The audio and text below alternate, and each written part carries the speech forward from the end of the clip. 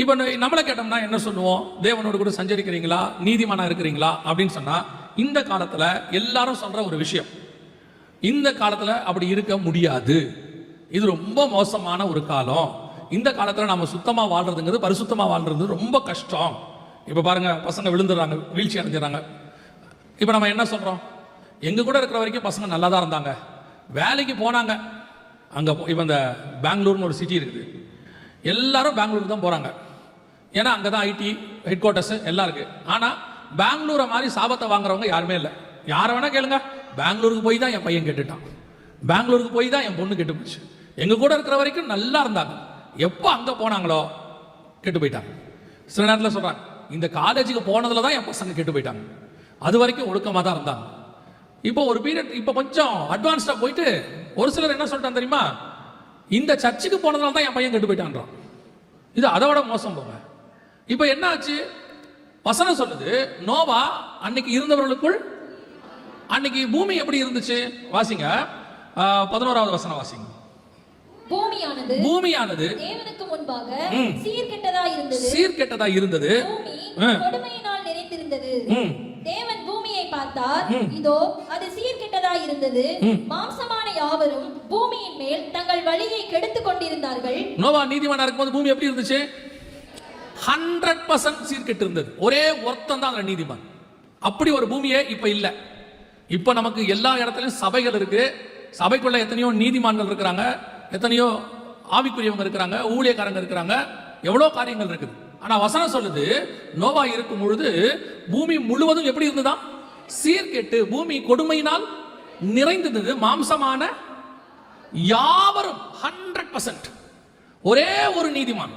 யார் நீதிமானா இருந்தது? நோவா. எப்படி நோவாவால நீதிமானா இருந்து முடிஞ்சுச்சு? அன்னைக்கு இருந்தவர்களுக்குள் நோவா நீதிமானா இருந்தால் தேவனோடு கூட. இன்னைக்கு நம்ம பழிய தூக்கி போட்டுக்கிட்டே இருக்கிற உலகத்தின் மேல, இருக்கிற இடத்தின் மேல, இருக்கக்கூடியதான சூழ்நிலைகள் மேல. எல்லாரும் என்ன சொல்றாங்க? நான் சர்ச்சில் இருக்கிற வரைக்கும் நல்லா தான் இருக்கிறேன், வீட்டுக்கு போனா தான் நான் மோசம், என்ன வீட்டில் டென்ஷன் படுத்துறதுக்குனே இருக்கிறாங்க அப்படிங்கிறாங்க. பொருத்தனை எடுத்துட்டு வீட்டுக்கு போறாங்க. இன்னும் பொருத்தனை, அது ஜனவரி மாசம் 1ஆம் தேதி வரப்போகுது. பொருத்தனைகள் நாள், அதுக்கு பேரு ஜனவரி 1. ஜனவரி 2 பொருத்தனைகளை மீறுகிற நாள்.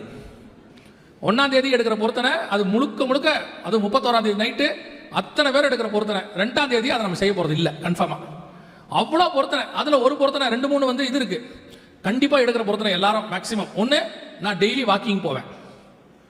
நீங்க 2ஆம் தேதி கன்ஃபார்மா போறது இல்லை. நீங்க என்ன சொல்ல போறீங்க? எங்க காலையில ரொம்ப பிஸி, வாக்கிங் போறது இல்லை. அதே மாதிரி இன்னொரு பொருத்தனை இருக்கு எல்லாரும் எடுக்கிறது, ஸ்பிரிச்சுவலி. என்ன தெரியுமா? இதுக்கு மேல நான் கோவப்பட போறதே கிடையாது, இன்னிலிருந்து நான் அமைதியா இருக்கணும்னு தீர்மானம் பண்ணியிருக்கிறேன். 2ஆம் தேதி காலையில வீட்டில் சண்டை வரும். நீங்க பொருத்தனை பண்ணிட்டு வீட்டுக்கு போங்க, நீங்க போன உடனே உங்களை டென்ஷன் படுத்துற மாதிரி ஒரு கேள்வி ஒன்று வீட்டில இருந்து யாராவது கேட்பாங்க. நீங்க எப்படி, ஒரு உதாரணத்துக்கு நான் சொல்றேன், யாரும் தப்பா எடுத்துக்காதீங்க. நீங்க சர்ச் முடிச்சுட்டு போவீங்க, போகும்போதே மாமியாருக்கு ஒரு கேள்வி கேட்பாங்க, இவ்வளவு நேரம் போயிட்டு எங்க கழிச்சு வரேன் அப்படின்னு. உடனே நீங்க இப்ப பரிசுத்தவான் பொருத்தனை எடுத்திருக்கீங்க இல்லையா, அதனால நீங்க என்னன்னா ரொம்ப பொறுமையா, நீடிய பொறுமையோடு கூட சாந்தமாய் நீங்கள் பதில் சொல்லுவீர்கள். என்ன சொல்வீங்க? சர்ச்சுக்கு போயிட்டு வரேன். சும்மா இருக்க மாட்டாங்க அவங்க. அடுத்த கேள்வி, போறவ சமைச்சு வச்சுட்டு போறதானே, நாங்களாம் எண்ணத்தை திங்கிறது. இப்போ நீங்க 98.3க்கு சூடுக்கு ஆயிட்டீங்க, ஆனாலும் நீங்கள் உங்களுடைய பொருத்தனையை நீங்கள் காவல் செய்து கொண்டிருக்கிறீர்கள். இப்போ சொல்லுவீங்க, இதோ ஒரு அரை மணி நேரத்தில் செஞ்சிடறேன், இப்போ பண்ணிடுறேன். அவங்க சும்மா இருக்க மாட்டாங்க. அடுத்து, இதுக்கு மேலே சாப்பிட்டு எனக்கு உடம்பு செல்லாம் போகிறதுக்கா என்ன நீ சாவடிக்கிறதுக்குனே வந்திருக்கிறேன். உங்களுடைய பொருத்தனை முடிவுக்கு வந்தது, பழைய ஏற்பாடு முற்றிற்று. அடுத்து நீங்க ஆரம்பிப்பீங்க பாருங்க, நீங்க பேசுற பேச்சில் மாமியார் வெளியே போய் உட்காந்துக்கும், இவ சோறு போட்டா என்ன போடாட்டி என்ன. இப்போ நீங்க என்ன நினைப்பீங்க? நான் கோவப்படக்கூடாதுன்னு தான் வந்தேன், பிசாசு மாறி அந்த மாமியார் இப்போ பிசாசு மாறி. ஆக்சுவலாக அது பிசாசு இல்லை, தேவதூதன் உங்களை சோதிப்பதற்கு அனுப்பப்பட்டது. நீங்க கோவப்படுறீங்களா இல்லையான்னு டெஸ்ட் பண்றதுக்கு ஒரு ஆளு. நீங்க என்ன பண்ணியா? முழுக்க கோவப்பட்டாச்சு, அவ்வளவுதான். கோவப்பட்டு அடிச்சு நீங்க பேசுறதுல அந்த அம்மா ஒரு வாரத்துக்கு வாயே திறக்காது. நல்லா பாருங்க, உங்களை பேச வச்ச ஆள் ஆஃப் ஆயிடும். பார்த்துருக்கீங்களா? காரணம் என்ன தெரியுமா? அது வேலை முடிஞ்சிருச்சு. உங்களை கோவப்படுத்த முடித்துக்கு அது சொன்ன வேலையை அது என்ன பண்ணிருச்சு? முடிச்சிருச்சு, வேலை ஓவர். அதுக்கப்புறம் 6 மாசம் வீடு அமைதியா இருக்கும். ஏன்னா நீங்க திருப்பி பொருத்தனை எடுக்கிறதுக்கு எவ்வளவு நாள் ஆகும்? அடுத்த பொருத்தனைக்கு தான் வாய் திறப்பாங்க. நமக்கு ஆண்டவர் அந்த மாதிரி வச்சிருப்பாரு. நம்ம பழைய தூக்கி என்ன போடுறோம்? பாஸ்டர், நான் அமைதியா தான் பாஸ்டர் இருக்கிறேன், என்ன டென்ஷன் படுத்துறதுக்குனே அவங்க இருக்கிறாங்க. நான் ஆபீஸ்ல ஒழுங்கா தான் இருக்கிறேன், என்ன கோவப்படுத்தி அந்த ஆபீஸை விட்டு துரத்துறதுக்குனே பாக்குறாங்க. இப்ப பழைய தூக்கி எங்க போட்டுக்கிட்டு இருக்கிறோம்? நம்மளை சுத்தி இருக்கிறது மேல போடுறோம். ஆனா நோவா இருந்த காலத்தில் வசனம் சொல்லுது, பூமி கொடுமையினால் நிறைந்திருந்தது, மாம்சமான யாவரும் தங்கள் வழியை கெடுத்துக் கொண்டிருந்தாங்க. 100% கெட்டவர்கள். அந்த கெட்டவர்களுக்குள்ள இவன் ஒருத்தன் நீதிமானாக இருந்தான். அப்படின்னா பரலோகம் உங்களை எப்பவுமே பரிசுத்தவான்கள் மத்தியில வச்சு உங்களை பரலோகத்துக்கு கூட்டிட்டு போகாது. பரிசுத்தவான்கள் மத்தியில வச்சு உங்களை சோதிக்காது. இயேசு கிறிஸ்துவை பரலோகம் எங்க வச்சு சோதிச்சு தெரியுமா? நாசரேத்துல கொண்டு போய் வச்சாராம். அதனாலதான் நாசரேத்துல இருந்து வரும்போது ஒருத்தன் கேட்கிறான், நாசரேத்திலிருந்து நன்மை தோன்றுமோ? அதனாலதான் இயேசு பத்தி வசனம் சொல்லுது, அவர் தாமே நம்மை போல எல்லா விதத்திலும் சோதிக்கப்பட்டு. அவரும் எல்லா டென்ஷனையும் பார்த்திருக்கிறார், எல்லாம் அவருக்கும் தெரியும். அவரும் 30 வயசு வரைக்கும் குடும்பத்தில் இருந்திருக்கிறார். அண்ணன் தம்பி எல்லாம், அண்ணன் கிடையாது, தம்பி அப்பா அம்மா எல்லாரோடையும் இருந்திருக்கிறார். he knows very well. பிரச்சனை அதான். இவ பாருங்க, சோதம் முழுக்க கெட்டு போயிருக்குது 100%. அதுல ஒரே ஒரு நீதிமான் இருக்கிறான். யாரு? லோத். வசனம் சொல்லுது, நீதிமானாகிய லோத். ஏன் அவன் தன்னை கரெக்ட் பண்ணி கொள்ளல?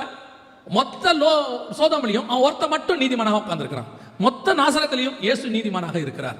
மொத்த பூமியிலையும் நோவா நீதிமானாக இருக்கிறார். அப்படின்னா என்ன அர்த்தம்? உங்களை சுத்தி எந்த சூழ்நிலைகள் இருந்தாலும், எதுவாக காணப்பட்டாலும், எவ்வளவு கோபப்படுத்துறவங்க இருந்தாலும், பாவம் செய்யறவங்க இருந்தாலும், அவைகளுக்கு நடுவிலே உங்களை பாதுகாத்துக் கொள்ள வேண்டியது உங்களுடைய வேலை. அதுதான் ஆண்டவர் சொல்றார். உங்களால முடியும், அதுக்கு தான் ஆண்டவர் வச்சிருக்கிறார். உங்களால முடியாதுங்கிறதுக்காக கர்த்தர் அங்க வைக்கல, உங்களால முடியும்ன்றதுக்கு தான் கர்த்தர் பிளேஸ்மென்ட் பண்ணியிருக்கிறார். குடியக்காரங்களே இல்லாத, டாஸ்மாகே இல்லாத ஒரு ஏரியால நீங்க குடிக்காம இருக்கிறது ஒன்றும் பெரிய விஷயமே கிடையாது. எல்லாம் இருந்து அங்க எல்லாம் இலவசமா கிடைக்கும்னு தெரிஞ்சு நீங்க குடிக்காம இருக்கிறீங்களா, அதுதான் சக்சஸ். இன்னைக்கு நிறைய பேர் அதான் சொல்றாங்க, நான் சூழ்நிலை ஒழுங்கா இருந்தா நான் ஒழுங்கா இருப்பேன், சூழ்நிலை ஒழுங்கா இருந்தா எல்லாரும் தான் ஒழுங்கா இருப்பாங்க. எல்லாரும் இருக்கிறது எப்படி அப்புறம் நம்ம ப்ரூவ் பண்ணிட்டு போக முடியும் நீதிமான்னு சொல்லி? இன்னைக்கு சபைகளுக்குள்ள இன்னொரு மிக முக்கியமான ஒரு காரியம் ஓடிட்டு இருக்குது. என்ன ஓடிட்டு இருக்குது?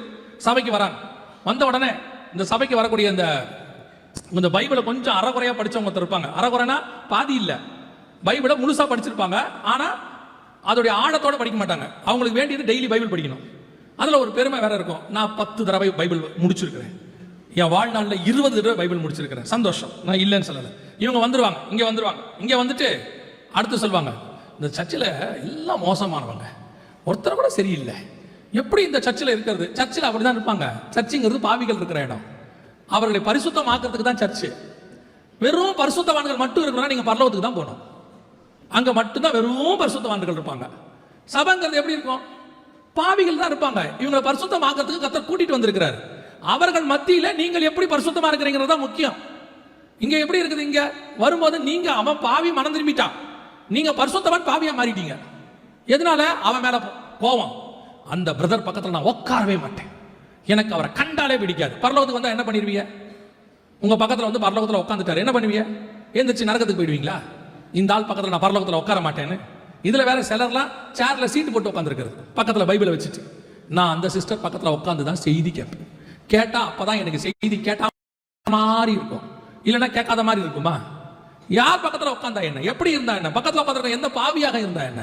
அவன் இங்க எதுக்கு வந்திருக்கிறான்? பரிசுத்தமாக வந்திருக்கிறான். அவன் நம்மை பார்த்து தேவனை தெரிந்து கொள்ள வேண்டுமே ஒழிய நீங்க அவனை பார்த்து பாவியா மாறக்கூடாது. சூழ்நிலைகள் மேல குற்றத்தை சொல்லாதீங்க, உங்களுக்கு சுத்தி இருக்கிறவங்க மேல காரணத்தை சொல்லாதீங்க. இன்னைக்கு ஒரு கூட்டம் அப்படி இருக்கு, பழிய தூக்கி எல்லார் மேலேயும் போட்டுருது. ஆண்டவர் அழகா ஒரு வார்த்தை சொல்வார், பரலோக ராஜ்யம் புளித்த மாவுக்கு ஒப்பா இருக்கிறது. அதனால புளித்த மாவுக்கு ஒப்பா இருக்கிறது. பொதுவா புளித்த மாவுங்கிறத பாத்தீங்கன்னு சொன்னா பைபிள்ல வந்து நெகட்டிவ் பேரபிள், அதாவது கள்ள உபதேசத்துக்கு ஆண்டவர் சொல்லுவார். ஒரே ஒரு இடத்துல மட்டும் பாசிட்டிவ் பேரபிளா சொல்றாரு. என்ன சொல்றாரு? புளித்த மாவு பரலோகராஜ்யம் புளித்த மாவுக்கு ஒப்பா இருக்கிறது. அதோட அர்த்தம் என்ன? புளித்த மாவு, அவர் சொல்றாரு கொஞ்சம் புளித்த மாவு 3 படி மாவை என்ன செய்யுமா? புளிக்க செய்து விடும். அப்படின்னா ஒருவேளை இங்க இருக்கிற நம்ம ஆளுங்களுக்கு தெரியாது, யங்ஸ்டர்ஸ்க்கு புளித்த மாவுனா என்னன்ட்டு. இப்போ நீங்க தயிர்லாம் உர ஊத்துவீங்க, பார்த்துருக்கீங்கல்ல? கொஞ்சம் தான் நம்ம என்ன பண்ணுவோம், தயிர் எடுத்து ஒரு 1/2 லிட்டர்லயே 1 லிட்டர் பால்லேயே ஊத்திடுவோம். இந்த 1/2 லிட்டர் 1 லிட்டர் பால்ல கொஞ்சம் ஊத்துற தயிர் மொத்த பால் மாதிரி இது பாலா மாறாது. இந்த கொஞ்சம் தயிர் மொத்த பாலையும் தயிராய் மாற்றிவிடும். ஏன்னா அந்த தயிர்க்குள்ள இருக்கிற புளிப்பு தன்மைக்கு அப்படி ஒரு பவர் உண்டு. அதுக்கு ஒப்பாக பரலோகராஜ்யத்தை ஆண்டவர் சொல்றாரு. பரலோகராஜ்யத்துக்கு அப்படி ஒரு வல்லமை, அதாவது உங்களுக்கு அப்படி ஒரு வல்லமை உண்டு. நீங்கள் உங்களை சுத்தி இருக்கிறவர்களை போல மாற மாட்டீர்கள், உங்களை சுத்தி இருக்கிறவர்களை உங்களை போல மாற்றுவீர்கள். அதுதான் பரலோகராஜ்யத்தின் வல்லமை. நீங்க சொல்றீங்கல்ல, எங்க ஆபீஸ்ல எல்லாரும் கெட்டவங்க, எல்லாம் சினிமா பாட்டு பாடுறாங்க, எல்லாம் ஜாலியா அரட்டை அடிக்கிறாங்க, சிகரெட் பிடிக்கிறாங்க, குடிக்கிறாங்க, அவங்க மத்தியில் நான் உட்காந்துருக்கேன். இந்த எம்என்சி கம்பெனிக்கு வேலைக்கு போற பசங்க எல்லாம் ஒரு மாயையான பொய்யை சொல்லி திரிறான். இந்த எம்என்சி கம்பெனிக்கு வேலைக்கு போறவங்க, ஐடிக்கு போறவங்க எல்லாம் ஒரு பொய்யை சொல்லி தெரிவாங்க. என்ன பொய் தெரியுமா? எங்க ஆபீஸ்ல எல்லாருமே ஃப்ரீக் அவுட்டா இருக்காங்க, வீக்கெண்ட் அவுட்டிங் போறாங்க, இவங்க எல்லாம் அப்படி பண்றாங்க இப்படி பண்றாங்க, அவங்க மத்தியில நான் இருக்கிறது ரொம்ப கஷ்டமா இருக்கு, என்ன ஒதுக்குறாங்க, என்ன வந்து சாமியார்னு சொல்றாங்க, அவங்களோட நான் மிங்கிள் ஆனாதான் என்னையும் அவங்க மேல கொண்டு வராங்க. போய் போய் போய் 100% போய். ஏன் தெரியுமா? கவனிச்சுக்கொள்ளுங்க. இவனுடைய வீக்னஸ அவங்க மேல தூக்கி போடுறான். இவன் முன்னாடி எல்லாம் ஒரு 20 வருஷத்துக்கு முன்னாடி எல்லாம் ஒரு ஹாஸ்பிட்டல்ல அல்லது ஒரு கவர்மெண்ட் ஆபீஸோ எங்கேயோ ஒண்ணு இல்ல, ஒரே ஒருத்தர் ரட்சிக்கப்பட்டவர் இருப்பாரு, ஒருத்தர் தான் இருப்பாங்க. ஒரு நர்ஸ் ரட்சிக்கப்பட்டிருப்பாங்க. ஒரு 2 வருஷம் கழிச்சு பாத்தீங்கன்னா அதே ஹாஸ்பிட்டல்ல ஒரு பிரேயர் குரூப் இருக்கும், அதே ஆபீஸ்ல ஒரு பிரேயர் குரூப் இருக்கும். அந்த ஒத்த ஆளு அந்த ஆபீஸுக்குள்ள சுவிசேஷம் சொல்லி ஆபீஸையே கர்த்தர் பக்கம் திருப்பிடுவார். அந்த ஒரு நர்ஸ் அந்த ஹாஸ்பிட்டல் இருக்கிறவங்களுக்கு எல்லாம் காஸ்பல் சொல்லி ஒரு பிரேயர் குரூப்பே ஆரம்பிச்சிருவாங்க. ஒரே ஒரு விசுவாசி நான் பிலிவர்ல உள்ள ஏரியாவுக்கு போயிட்டாங்கன்னா அந்த விசுவாசி அங்க இருக்கிறவங்களுக்கு சுவிசேஷம் சொல்லி அவங்க வீட்டிலேயே குடும்பச்சம் ஆரம்பிச்சிருவாங்க. அங்க காட்டேஜ் பிரேயர் மீட்டிங் நடக்கும், பாஸ்டர் போய் அங்க செய்தி கொடுப்பாங்க. இது 20 வருஷத்துக்கு முன்னாடி. இப்ப இவன் என்ன சொல்றான் தெரியுமா? நான் போறேன், அவங்க என்ன மாத்துறாங்க, அவங்களோட போராடுறது இது இவனுக்கே இஷ்டம். இவனுக்கு வந்து என்ன தெரியுமா? சர்ச்சில் இருக்கும் போது நம்ம வேற ஒண்ணு சொல்லி கொடுக்குறோம், அங்க போனா அது அவனுக்கு ஜாலியா இருக்கு. இப்ப இவரு இங்க வந்தா என்ன பாடுறாங்க? என் மீது அன்பு கூர்ந்து பாடுறாங்களா? இங்க வந்து கண்ணை மூடி நம்ம கையை உயர்த்தி பாடுறோமா? அங்க போனா அவனுக்கு சும்மா ராப் சாங் எல்லாம் போட்டு விட்டு ஆடுறாங்க. இப்ப நம்மளும் பாடுறான், அதை விட்டுருங்க, அவங்க போட்டு விட்டு ஆடுறான். அதை பார்க்கும்போது இவனுக்கு கொஞ்சம் சந்தோஷமா இருக்குது. என்னடா சர்ச்சில் எப்ப பார்த்தாலும் ஆராதனைங்கிறாங்க, அங்க பாருங்க என்னம்மா ஆடுறான், இது இவனுக்கே இஷ்டம்.